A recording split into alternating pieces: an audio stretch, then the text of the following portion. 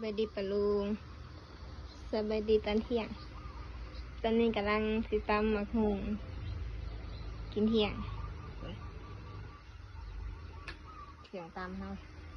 หมักหุงเพิ่มอันนั้นหมูทอดหอนเด้อ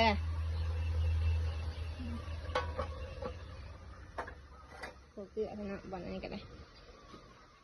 โขก็ใส่น้ำปลาแดกปูตำ3 เจ้าผู้สิกินนำอันนี้แม่เจ๊เน่ป้าเพิ่นเน่ตำเพื่อจะเอาพี่สังมาให้กันเจ๊เอาข้าวปุ้นมาให้ตำให้กินแล้วก็อันนี้กล้วยอันนี้แล้วแตงไทยเฮ้ยเนี่ยแตงสีขาวมันปลูกเองได้เนี่ยอันนี้จ้ะอันนี้กำลังหุงเพิ่มได้หน่อไม้น้ำหน่อหนึ่งสีอะไรต้มเสือสีแกงหรือสีพัดหน่อไม้ก็ได้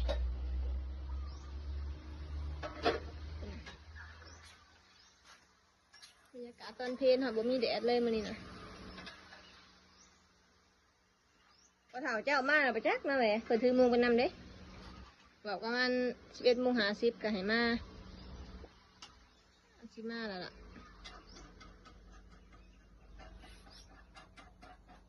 โอ้ยเว้ยเดี๋ยวเบิ่งตอนตำแล้วนะปะลุงตอนนี้เรากำลังปรุงเครื่องอยู่เขาก็ได้เขาก็ห่อนมันนี่ตำหมูหุงกับเฮ็ด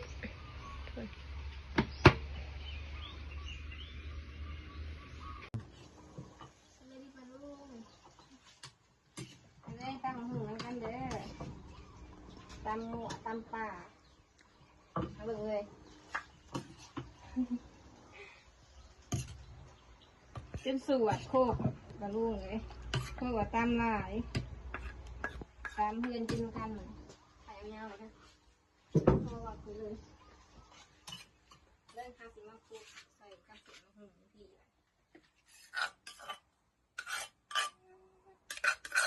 เห็นไหมเฮ้ยเต็มกระซามสวดมะฮุงกับมะฮุงเพิ่มใส่กลางยุ่กันจะบคักแล้วบริหนวดใส่โคกมีโคกใหญ่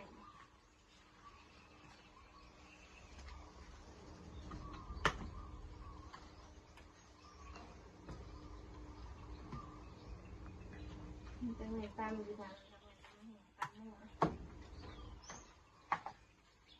เบิ่นตั้มเอินสู้อ่ะเอิญสองหูร้ายก็เด็ดแล้วตามเพื่อนกินเจ๊เอาไปแดกอีกมั้ยตั้งเนี่ยเต็ม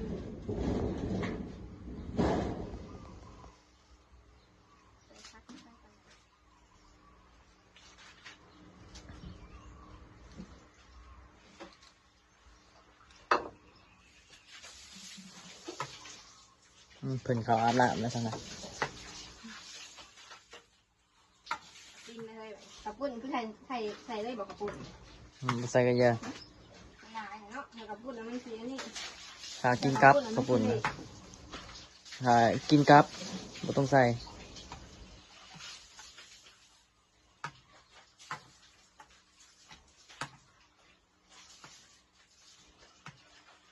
น้ำมันกินกับน้ำมันเห็ดที่ก้อยใส่เบิดได้หน่อยเอาเลย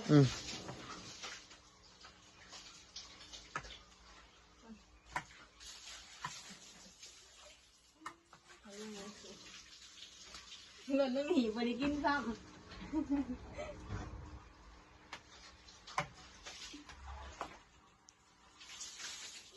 เขาไว้แล้วมึงน่ะหิวเลยตามหูละหอมเลย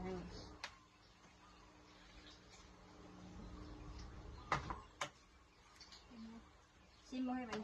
ชิมรสแซ่บนะชิมกับชิมแต่ละชิมต่อชิมมืออะไรนี่หน่อย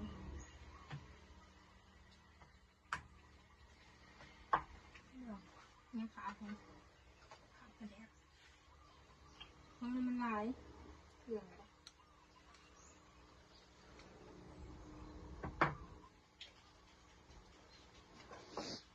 เอาเบิดไปซ้ำม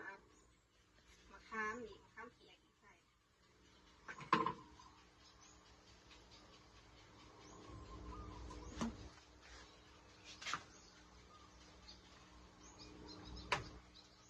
ตาคือให้แม่ไป2 จานเนาะจะให้ข้าวไฟน้ำจานหนึ่งอันนี้จานหนึ่ง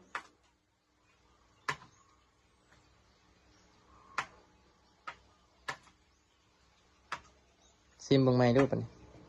ชิ้นหนูไม่ขอเค็ม ซิมก็เอาน้ำลง ไม่บ่มีเค็มหรอกกระซิมลงไปใส่กลางใส่บุกเปรี้ยว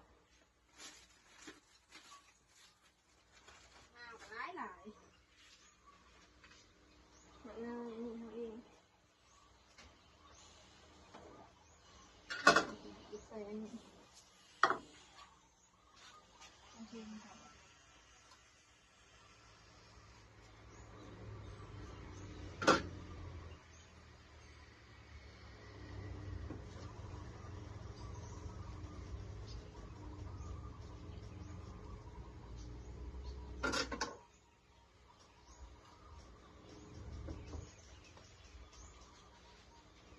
ต้องบวง2 บวงกันเลยนะแม่ อืม โอเคเอาน้ำปลาลงไป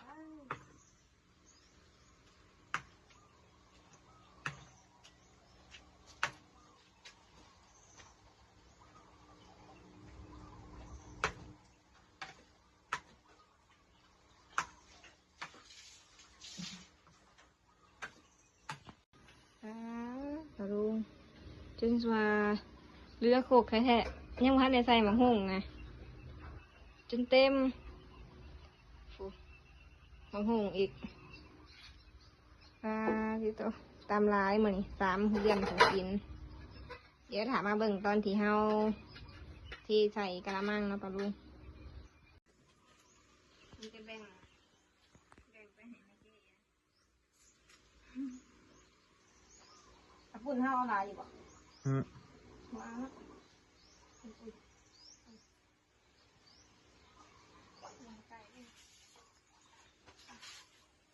เดินหาแม่เจ๊เขาก็ไป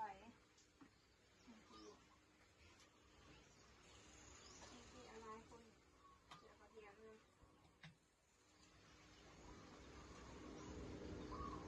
เรื่องมากัน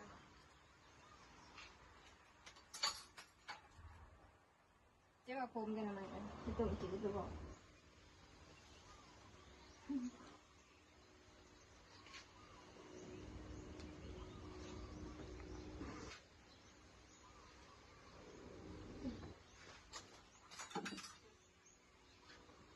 ไปทำได้